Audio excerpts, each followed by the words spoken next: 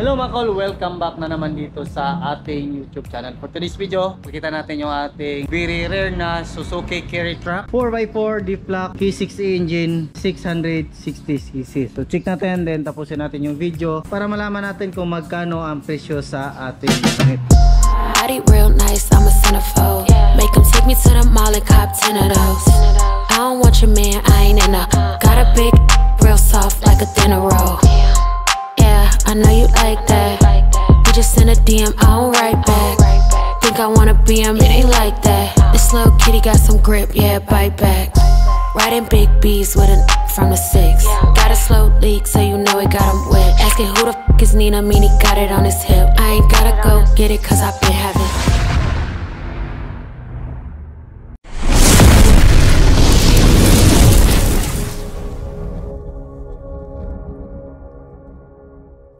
Ayan, dito makita natin yung kulay ng ating unit is kulay matte green. Ayan, army green. So, ito yung request ng ating customer. So nilagyan din natin ng headlight garnish dito. Ayan, napakaangas. Then dito nilagyan natin ng kulay black yung grills natin para maangas naman tingnan. Then dito sa harap is meron tayong solid bumper. Then meron tayong fog lamp dito. Yan po yung fog lamp natin, dalawa. Then meron tayong stone guard sa ilalim. Yan po yung stone guard natin. So dito makita natin sa gilid naka 13 inches na brand new mags and brand new tire, matte rin. Ayan, so yung sukat is 165 by 80 R13.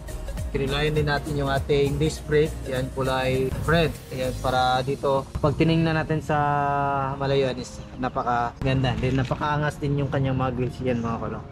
Yun, dito lifted yung unit natin ng 2 inches yung standard natin na lift para hindi maepektuhan yung camber ng ating sasakyan or yung ating carry truck. Then dito makita natin meron tayong fender dito. Ayan, customized the fender light. Ayan, meron tayong sticker. Ayan, dito meron din tayong sticker dito na 4x4 off-road. Ayan, so fully tinted po yung unit natin. Yung side mirror natin is ordinary lang. Then kompleto po siya sa rain visor. Ayan, then dito kita natin sa ilalim naka fully undercoat po yan. Lahat ng unit natin is fully undercoat po yan mga. So left spring yung harap natin. Din dito naka brake drum. Kinulayan din natin yung brake drum natin ng kulay red. Yan. Then dito yung fender natin. Yan, ito naman yung siding natin. So yung unit natin is walang canopy. Ito lang yung request ng ating customer. Yan, dito ito yung ating tail light, signal light, park light at saka brake light. Then dito naman yung ating reverse light. Then dito meron tayong step board. Then meron din tayong plate holder. Then dito yung ating spare tire sa ilalim. Then meron din tayong street pipe na nilagay. Yan po yung gusto ng ating customer. Yan, makita natin dyan sa ilalim. Fully undercoat po yan mga call. Then meron siyang vacuum sa kanyang differentials. Yan po yung sa D-Flock. Yan. So yan yung kagandahan nito kasi 4x4 then meron pa siyang D-Flock pang bukid talaga. So ito yung kagandahan sa mga D-Flock na unit kasi kung hindi kaya ng 4x4 meron tayong extra power na D-Flock. Maglalak po yung ating differential system ng ating sasakyan. So yan, brand new yung battery dito. Ganda.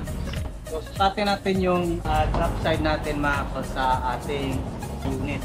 So yung lapad ng ating cargo box is nasa 4.8 feet. Ayan, 4.8 feet yung lapad. Then yung haba naman ng cargo box natin is nasa 6.5 feet yung haba ng ating cargo box ng ating carry truck or yung multi-cab na latest. Ayan, so kompleto po siya sa lagard. Ayan, so punta naman tayo dito sa harap. Yung harap natin or yung ating interior ng ating unit. So makita natin dito, yan, pinturado po yung door pads. Yan. Then dito, yung matting natin is rubberized na. Ayan. Tapos dito, kita natin yung ating seat cover, bago na din. Meron siyang headrest dito. Ayan. So makita din natin dito yung ating D-Flock na, tapos ito yung ating 4x4 na switch. So yung kagandahan nitong ating 4x4 mga call is high and low. Yan. So ito yung mga 4x4 sa mga multi-cab na drop side, high and low po yung ating mga 4x4. Ito yung low. Then dito yung ating high na 4x4.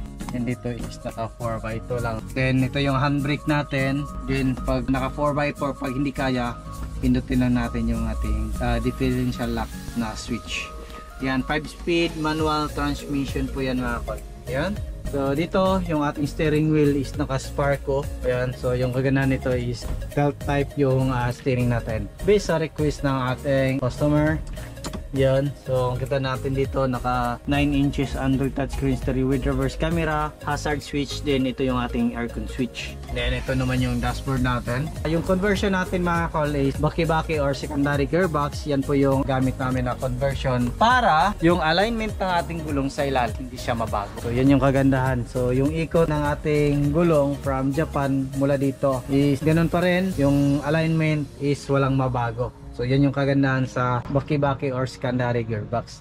Ayan. So dito makita natin yung ating lagayan. Yan, meron tayong battery holder. Meron tayong extra lagayan dito. So bago yung mating na din dyan. So center mirror natin. Yung ating mga sun visor. Magkabilaan kompleto. So check natin. Yun, ayan po yung dashboard natin. Meron tayong extra lagayan dito. Ayan yan. So yung glove bucket natin. Yan. So start natin yung ating makina. Yun. Ganda ng tunog ng makina natin mga kolay. Kita. Angas ng andar ng makina natin. So dito yung fog lamp natin, then park light. Dito pakita natin yung mga ilaw. So maganda, napakalamig ng aircon natin mga kolay. Naka-LED po yung ilaw natin sa ating ganda ng andar. Sound check.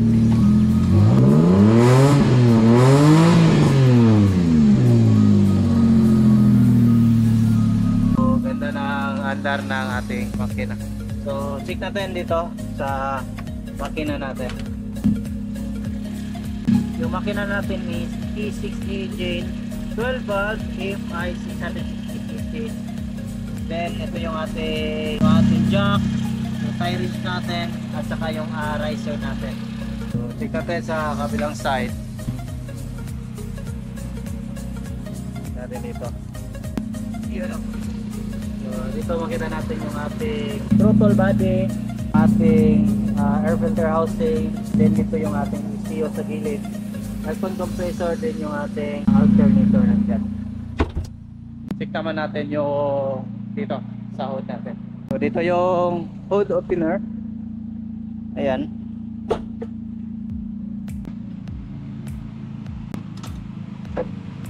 So dito makita natin. Yan, galing pa sa test drive. Yung ating brake fluid reservoir, yung ating windshield washer reservoir. Ngayon dito yung ating coolant reservoir. So yung ilalagay talaga natin nito mga kulis, coolant. Kasi yung kagandahan sa mga coolant na makina natin is maalagaan talaga natin na maayos. So para may iwasan din yung mga pag-overheat at saka pagkasira ng cooling system or mga coolant passes ng ating makina. So halimbawa yung radiator, may iwasan natin yung pagka-bara. So yan yung kagandahan din sa mga nakakulant. Kasi yung original nito sa Japan is nakakulant talaga. So yan po yung setup natin ngayon. Yan. So 4x4 deep block na naka 13 inches mat rin, customized na unit. Sumabot po ito ng 325,000. So kasama yung mga steering, under stereo, mga mat rin, mga garnish na nilagay natin. So yung basic nito nga mga deep block is nasa 235,000 lang po mga. So yan lang po yung ating vlog for today. Maraming salamat po sa inyong patuloy na pagsubaybay. Sa bago lang sa ating channel, huwag niyo kalimutan i-like, share, and subscribe, then click na rin yung notification bell para updated kayo sa next video uploads kayo. Ingat po mga call and bye bye, God bless po sa